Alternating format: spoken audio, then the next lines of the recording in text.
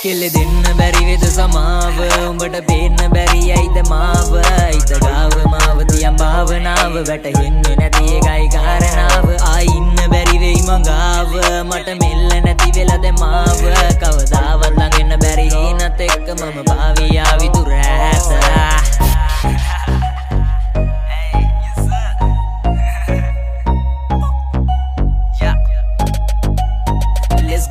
ගත්තට පැත්තකි මුල්ලදි මං අත ගත්තට පස්සේ මං ඇංගේමයි බං හිතවත්කම වැඩි දැන් ඇත්තම කිව්වොත් ඉං අත්ත හිතක් නං අයි දෙන්නේ